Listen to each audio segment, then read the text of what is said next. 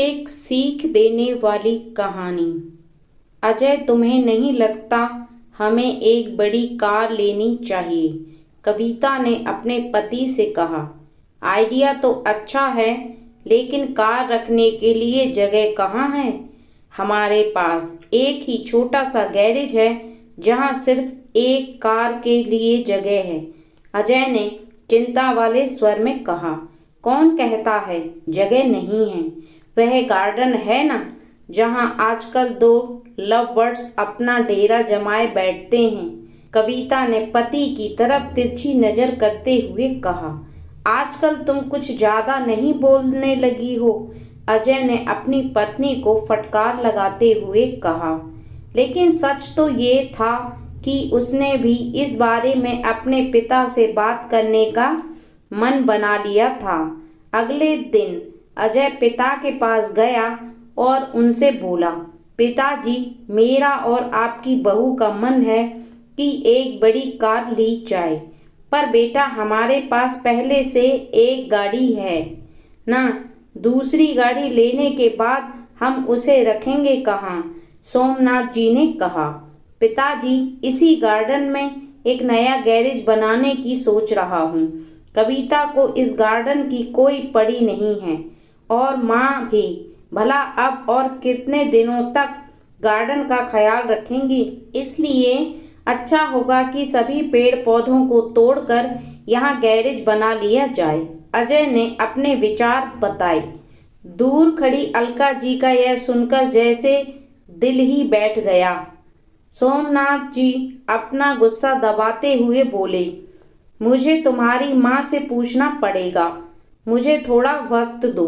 क्या पिताजी, इसमें क्या मम्मी से पूछना? आप दोनों तो किसी का विचार करते ही नहीं हैं, दिन भर झूले पर बैठे रहते हैं बिना चार लोगों के बारे में सोचे। अब कविता घर में है, छोटे बच्चे भी हैं घर में, और आने जाने वाले लोग भी तो आपको कैसे देखते हैं, आप किसी का विचार नहीं करते, अजय थोड़ा चिढ़ते हुए ही बोला।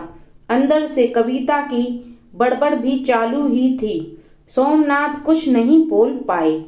उस दिन बेटे और बहू ने बाहर से अच्छा खाना मंगवाया था, लेकिन अलका और सोमनाथ जी के गले से निवाला उतरे ना, ऐसा हो गया था।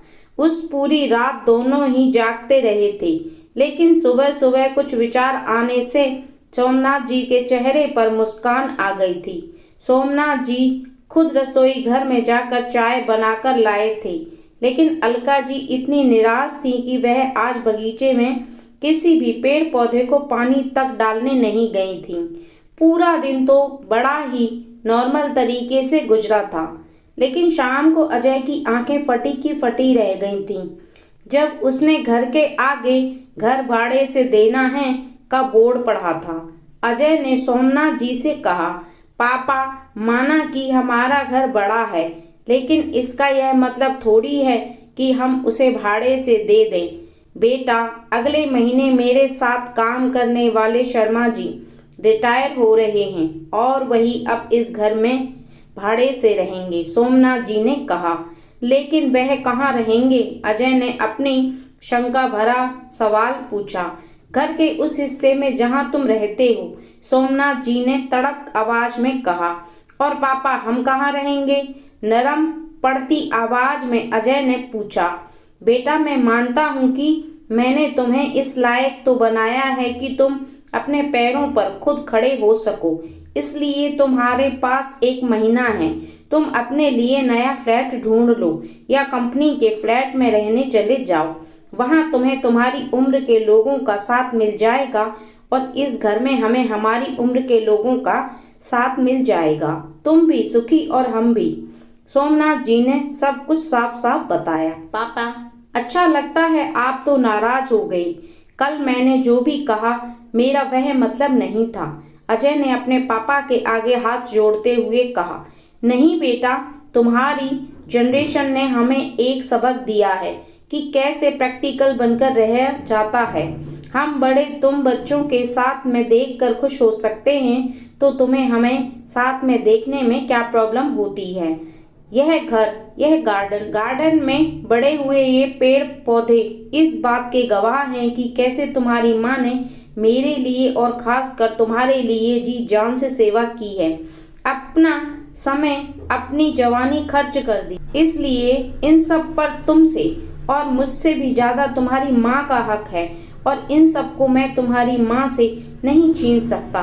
सोमनाथ जी ने अपनी पत्नी की तरफ देखकर कहा। दोस्तों, जाने अनजाने में हम हमेशा गलती कर बैठते हैं।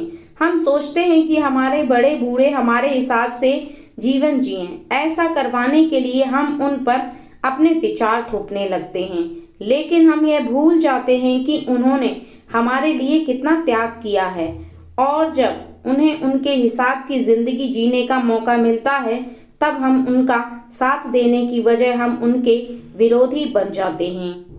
कहानी कैसी लगी कमेंट करके ज़रूर बताइएगा। कहानी पसंद आए तो हमारी वीडियो को लाइक करें और चैनल को सब्सक्राइब करें। धन्यवाद।